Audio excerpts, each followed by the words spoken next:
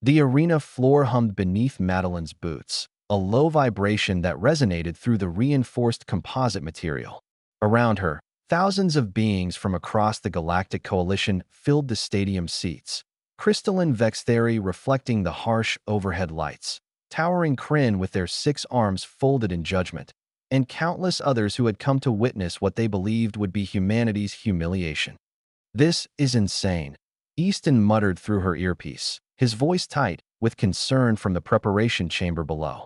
"Madeline, Zarkoth has never been touched in combat. Not once in 73 matches." Madeline rolled her shoulders, feeling the tension coil and release in her muscles. She'd watched the footage, all 73 victories. Zarkoth, the Darkonian champion, stood 9 feet tall with chitinous armor plating that could deflect plasma rounds. His 4 arms moved with mechanical precision, and his reaction time was measured in microseconds.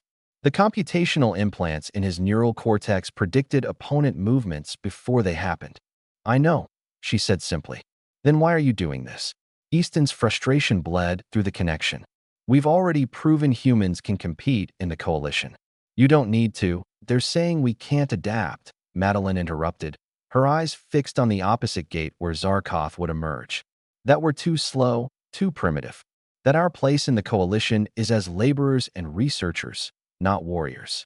She'd heard the whispers in the council chambers, seen the condescending glances from species who measured worth in nanosecond response times and genetically optimized physiology. Humanity had joined the Galactic Coalition only 5 years ago, and already they were being categorized, limited, dismissed. "Madeline, trust me, Easton." The gate opened. Zarkoth emerged, and the crowd erupted. He was even more imposing in person, his obsidian exoskeleton gleaming, compound eyes reflecting the arena lights in fractured patterns. Each of his 4 arms ended in 3-fingered hands that could crush steel. The Darkonian raised his arms in triumph, and the stadium shook with alien cheers. The referee, a holographic construct to ensure impartiality, materialized between them. Its voice echoed in multiple languages simultaneously.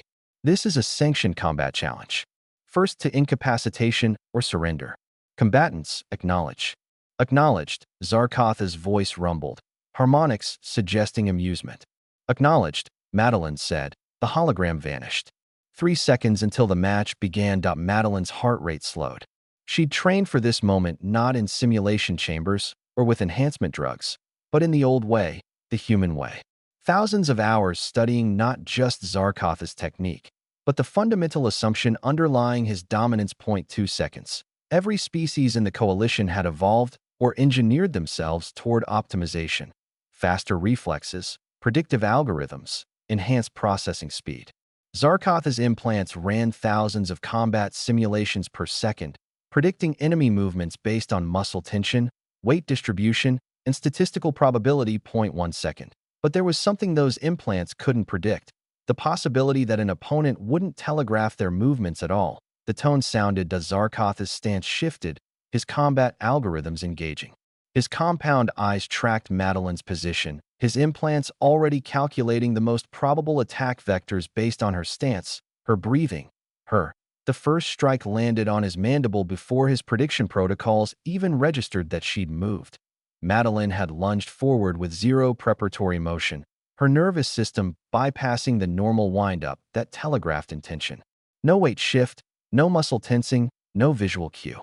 Just explosive, committed action born from 10,000 hours of training her body to move before thinking. The second strike hit his thorax joint while his processors were still analyzing the first impact. The third caught his lower left arm. The fourth and fifth struck in rapid succession, kidney analog and optical cluster, before Zarkoth's vaunted reaction time could even begin to compensate. The stadium fell silent as Zarkoth staggered back, all 4 arms rising defensively, his implants screaming. Warnings that made no sense. The probability matrix showed the attack sequence was impossible. No biological organism should be able to initiate combat with such complete absence of preparatory indicators. "Impossible," Zarkoth hissed, ichor leaking from his mandible. "The predictive algorithms don't work on humans who train differently," Madeline finished, circling. Her knuckles throbbed, but she kept her face neutral. Your implants predict based on efficient movement patterns. But humans? We're inefficient. We waste energy. We do stupid things. She could hear Easton's sharp intake of breath through the earpiece. He understood now. Evolution and enhancement had made coalition species optimal, but optimization created patterns. Patterns could be predicted. Humans, refusing enhancement, maintaining their biological baseline, remained gloriously, dangerously unpredictable. We overthink. We hesitate. We second-guess, Madeline continued, watching Zarkoth recalibrate. But we also train ourselves to act without thinking, to commit fully to decisions that algorithms would flag as suboptimal. We embrace our flaws and turn them into weapons.